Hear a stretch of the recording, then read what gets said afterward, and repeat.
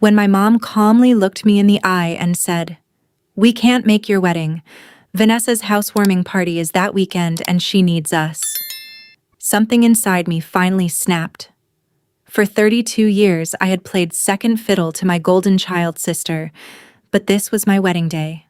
My fiancé David stood beside me, his jaw clenched in absolute disbelief as my mother casually brushed off the biggest day of my life like it was a minor inconvenience.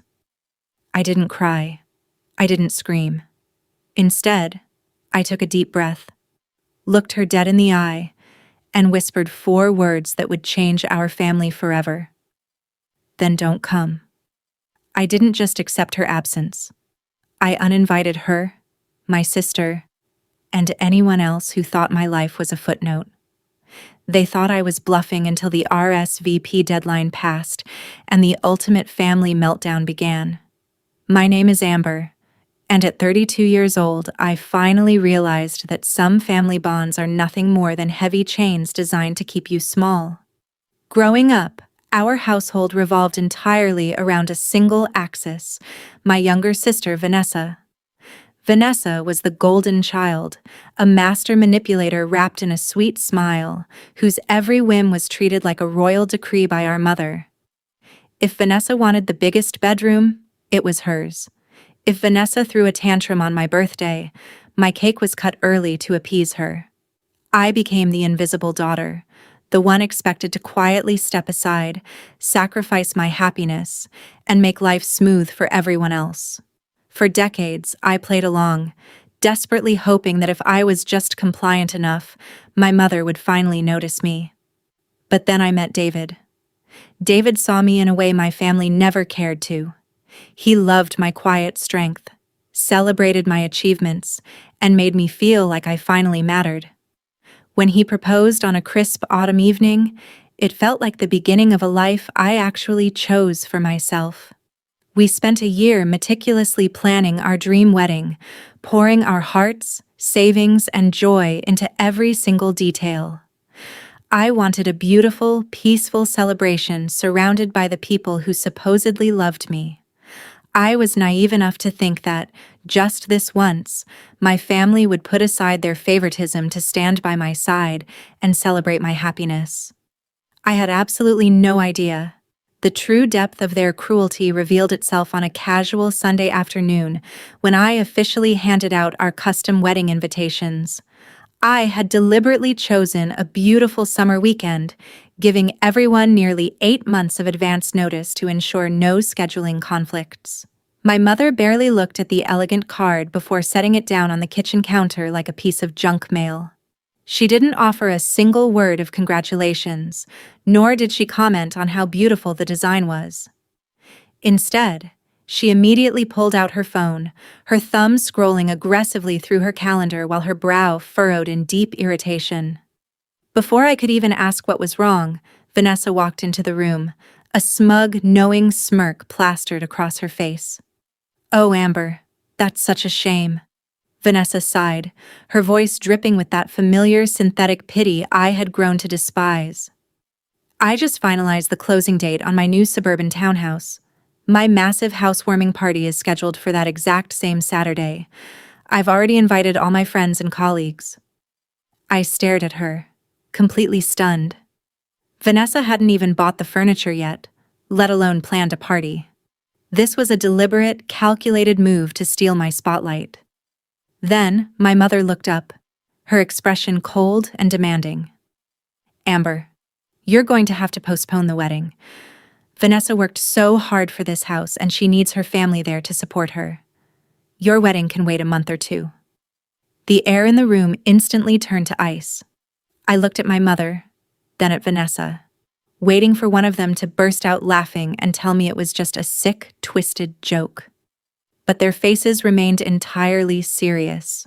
My mother genuinely expected me to dismantle a year of careful planning, forfeit thousands of dollars in vendor deposits, and break the heart of the man I loved, all so Vanessa could show off a patch of drywall to her coworkers. David's jaw tightened beside me, his hands curling into tight fists as he watched the absolute disregard they had for my life. Vanessa leaned back against the counter, crossing her arms with a triumphant, bratty smile that practically screamed, "I won again." For 32 years, this was exactly how the script went. Amber sacrifices, Vanessa wins, and Mother applauds. They were entirely certain that I would burst into tears, beg for their approval, and immediately call my venue to beg for a date change. But as I looked at the two women who were supposed to protect and cherish me, the lifelong desire to please them simply vanished. It was replaced by a sharp, beautiful clarity. I looked my mother dead in her cold, calculating eyes, forced a calm smile, and whispered, "Then don't come." Vanessa's smug smile instantly froze, and my mother gasped, her eyes widening in disbelief. Before they could speak, I turned around and walked out. The drive home with David was completely silent. He kept glancing over, expecting me to burst into tears, but the only thing I felt was a massive, liberating weight lifting off my chest. The moment we stepped into our apartment, I didn't collapse on the couch. I opened my laptop. It was time to clean house. First, I drafted a polite but firmly worded group text to my mother, my sister, and the few toxic extended family members who had already started blowing up my phone to defend Vanessa's absurd housewarming party. "Since Vanessa's new townhouse is the priority," I typed, "I have officially removed you all from our wedding guest list to spare you the terrible burden of a scheduling conflict. Have a wonderful time." Click. Send. Then I physically pulled out my master guest list and struck a thick black line through their names. It was absolutely exhilarating, but I knew my mother's vindictive nature better than anyone. The moment she realized her golden child wasn't getting her way, she would resort to pure sabotage. First thing Monday morning, I called my caterer, the florist, the photographer, and my venue coordinator. I locked down every single contract with a strict password. Ironically, golden child, meaning no one could cancel or alter my wedding without saying that exact word. Finally, I emailed crystal-clear photographs of my mother and sister to the venue's head of security. My wedding was officially impenetrable, and for the first time, I held the keys.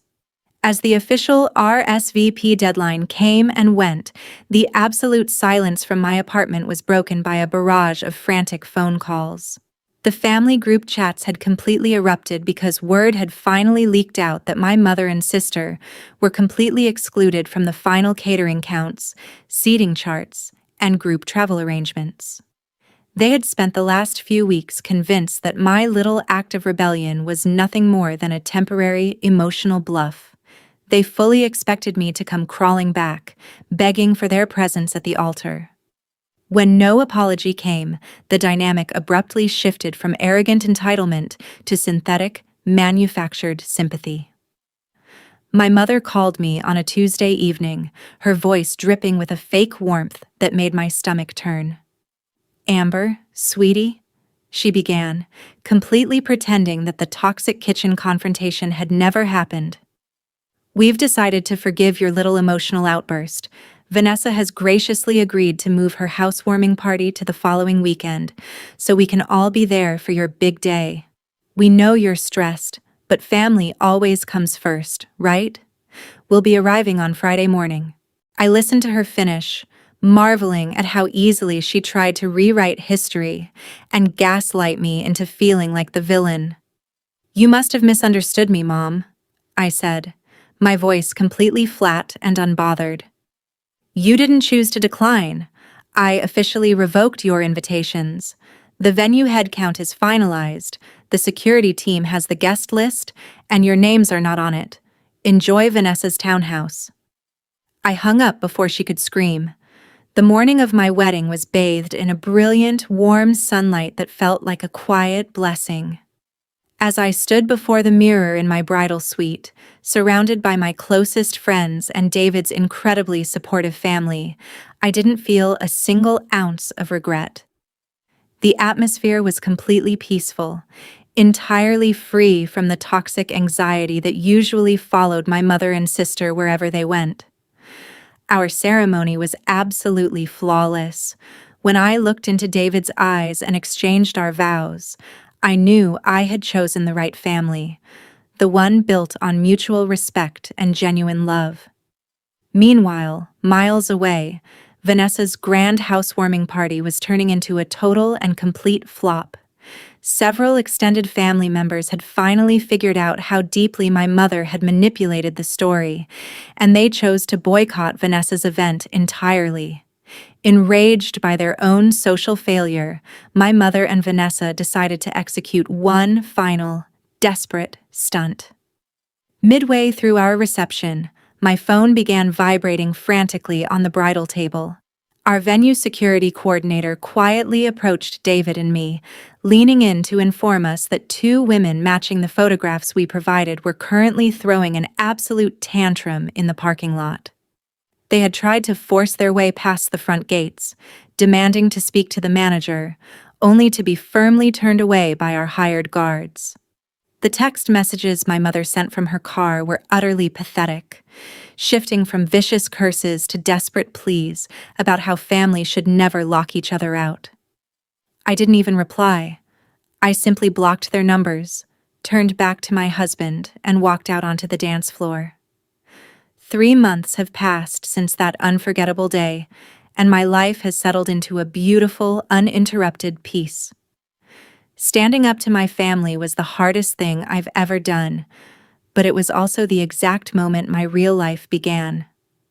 David and I are happily married, building a home anchored in genuine support rather than constant manipulation. As for my mother and sister, the poetic justice was swift.